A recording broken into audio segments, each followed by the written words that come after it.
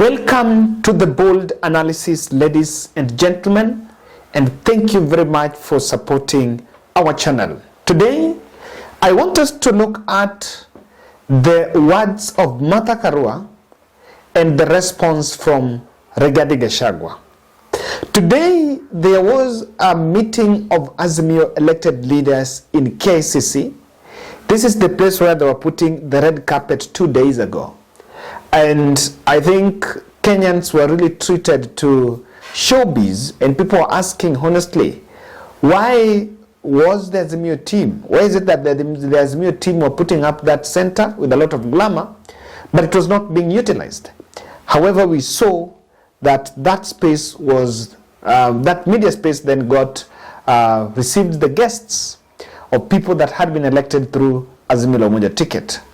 The meeting was held, convened by Martha Karua and Kalonzo Musyoka, and it was just meant to make sure that, of course, they will speak and motivate and congratulate those leaders. But from where I'm seated, the intent of that meeting was just to communicate something. Because in social media, if you follow people who support Azimio, they have insisted that they won the election. And when, for them going to speak, they're even coming out and showing that confidence. I think it was just a might of unity and to show the confidence that the team is still united. I was personally think the people I spoke with informally, some people were getting worried that was the situation now being done or narrowed down to ODM and Raila Odinga, because initially they could see that most of the people that were speaking are the ODM and Raila Odinga team. But then they will see that they're still together. I want you to listen to the words of Martha Karua and Kalonzo Musyoka. We're just waiting now. We are confident. We are confident of a win. We cannot announce, we are not Chebukati, but we know that justice is going to be done. Hatuta mengine tumejua mengi sana tangu jana. Yaani watu wanajaribu muujiza isiyowezekana. Wanajaribu muujiza ya kila aina, lakini hamepatikana. Kwa sasa tujiandae tu, because constitutionally they have to announce the win of the presidential race by tomorrow, hopefully. I don't know, some of them say by Monday. Lakini if things are done, we want to urge IBC to do the right and the next legitimate thing, do this country duty, they do national duty, and announce the winner. If you look at everything, including all the other seats combined, there is no way the tally can be against us. And by the way, we have tallied. It's just that we do not have the power to announce ourselves, because the forms were on the portal, and we took copies and we tallied, and we know where we are. And we know if we had the power, by now we would have called it for ourselves. But we will wait. We will wait for that announcement. But please be upbeat. Know that Kenyans did give us the opportunity to steer the nation, and we are waiting for the official seal of approval. And you will realize that Kalonzo is speaking very passionately about what many have actually captured as a rigging scheme. And of course, there have been reports of the Form 34A and Form 34B in different constituencies. The collation of Form 34A in the B in different constituencies not really tallying. And the IBC is now trying to correct some of those figures. And that is why the process of verification at that desk, that is where everything is going on. And for me, I looked at it as that is the process of verification. That's where everything has to be done. And that is where everyone now, the focus should shift in those desks. So if you see the pressure the tension and the chaos, for me, I don't think it's something that is worrying, because that is where the contest is. The Kenyan voters voted. They made the role. Now the decision depends with what IBC does between now and the deadline where they're supposed to release the results. Rigathi Gachagua moments later broke the silence and spoke, sharing a tweet that I want us to look at.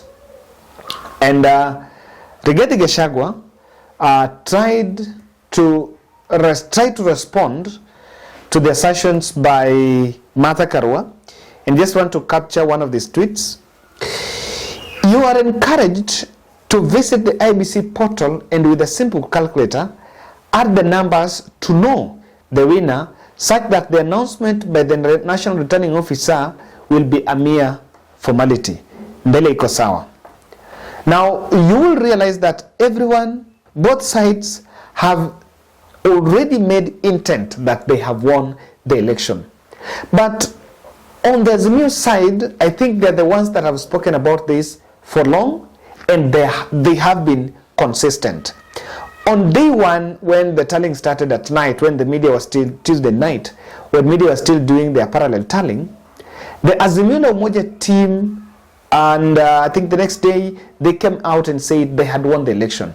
But however, you will see that they have been so consistent. Even though they are saying there are issues on attempted hacking of the system, there are issues of inconsistencies in Form 34A and 34B, but they still stand their ground that they have won the election. On the Kenya Kwanza side, and if you read the tweet by Rigathi Gachagua, he's not saying they've won, but he's saying that just go and add. So it opens it. But compared, if you look Twitter and follow Kenya Kwanza vis-a-vis Azimio, you will see that many Azimio people are very confident. And now this has been, the people that have led the pact is now Kalonzo Musyoka and Martha Karua. Each one of them has now come out and said that, look here, we don't want just to announce, but we have won the election. The other side are still keeping it a little bit reserved of this. So who do you think is saying right, and what are we dealing with? In this video, I want to look at that exchange, or rather the verbal exchange, or rather let me say the response of Rigathi Gachagua to Martha Karua vis-a-vis after that Martha Karua statement, or rather that meeting, because again there is some interpretations that we can draw from that. But ladies and gentlemen, kindly subscribe to our channel, click the notification bell, and like our video. I still continue to remind us to help support Sarah. Sarah Tieno is a subscriber in this channel. She's suffering acute leukemia in Kenyatta Hospital, and we have been doing a 50 shillings donation challenge. We have 4 days closing this. Maybe by the end of it, we'll find out how much we have gathered, or how much we've collected. But we are progressing. You can still donate. You can also directly donate through my number as Team Bold, because you have a target of achieving at least a 1 million check. My number is 0710 62 78 89. And you can also reach directly to Sarah. Her number is 07 16 357 360. Sarah Tieno Onyango. I want to ask a question that, it's a rhetorical question that I want you just to ask.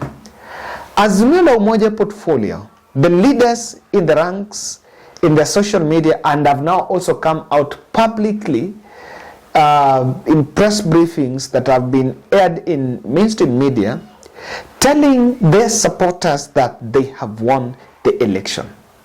So my question is, if that is contrary, that will be contrary to the commission, IBC, how will they manage the expectations of supporters? Or does it mean that, of course, maybe they are planning to dispute the results because they've already had a stand that they have won the election? So if in any case the results are going to come, maybe they're going to discredit, or they're going to head to court. But this is something that is already creating the anxiety amongst the voters, that they have won the election. But I followed the speech of Martha Karua, and there is something she said there. she said that the country have given them the mandate to steer the country. Selection was the first part. So the second part, they're just waiting for that. So I don't know what you think about that, but that is something that you need to figure out. Are they keen that they are also raising expectations? Or are they raising expectations knowing very well that they have won the election? Now, if you look at Rigathi Gachagua's response, I think he's feeling uncomfortable with the kind of narrative that Karua has framed on the Mount Kenya vote. And people who followed that meeting, there is some coherence between what Jeremiah Kioni said and what Martha Karua said. That their leaders that have not won their respective seats because of allegedly supporting Raila Odinga. So, and I remember Kalonzo Musyoka saying that they are not victims, but they are victors. So that meeting is comforting them. While Rigathi Gachagua, in their campaigns, they wanted it to be made known that the problem with Mount Kenya had was President Uhuru Kenyatta, and so anyone who was supporting President Uhuru Kenyatta did not make the way. But Martha Karua is now bringing a twist to it by Jeremiah Kioni, that even if they lost, they might have lost because they stood with Raila Odinga. But I want to make my personal objection in this. I don't appreciate that the feeling that even though UDA wave had some really got inroads in central Kenya, but is it practical that not even a single constituency that other candidates win that are not UDA?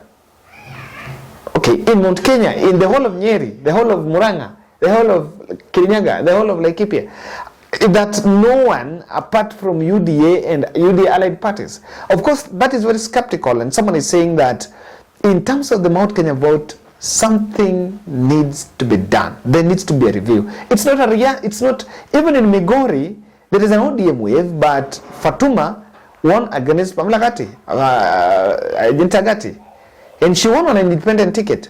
I want to believe that just the same way there are some votes that have been gathered here and there, even if there's a protest against President Uhuru Kenyatta, but I don't appreciate the fact that everyone voted for UDA.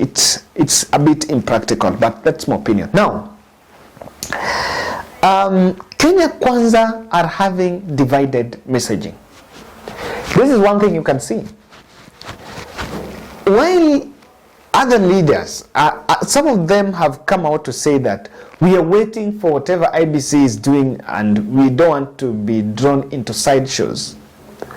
But they have also been doing, they have been doing sideshows. In fact, Azimio has been so consistent on their message that we've won the election. Even though they raise eyebrows, this and this has happened, there is this rigging scheme, there is this hacking, but they maintain that we've won the election. On the other side, I see a divided messaging. The reason why I'm saying this is, remember, there was a day Dennis Itumbi said that, I think that was on Wednesday, that the old UDA, who is this? That Chirchir and Wanjoi Gidai, the UDA communications director, were arrested with the police. 40 minutes later, that was overturned by Murkomen, who said that Waziri is fine. Since then, Dennis Itumbi has gone quiet. And for better part of Friday, they have been very quiet. They might try to treat this as maybe just kind of soberness or something, but I don't really see that in it. There is difference in terms of messaging. And now, Rigathi Gachagua might be feeling threatened by the fact that Martha Karua is now getting the stakes. Remember that meeting, Raila Odinga was not there, President Uhuru Kenyatta, the rest were not there. The meeting was chaired by Martha Karua and Kalonzo Musyoka. So if you look at just that, it shows you the stature of Martha Karua. And she's getting that visibility, the country is listening to her, and you cannot compare that on the other side of Kenya Kwanza, because them, they have been so quiet. Perhaps we are waiting for them to also give a press briefing. And I want to believe that if really we will be treated to the same. You will also see both sides trying to outweigh each other on the election results. Because as of now, one thing I say is everyone knows whether he has won or lost the election. Ladies and gentlemen, that's my bold, and I'll be back.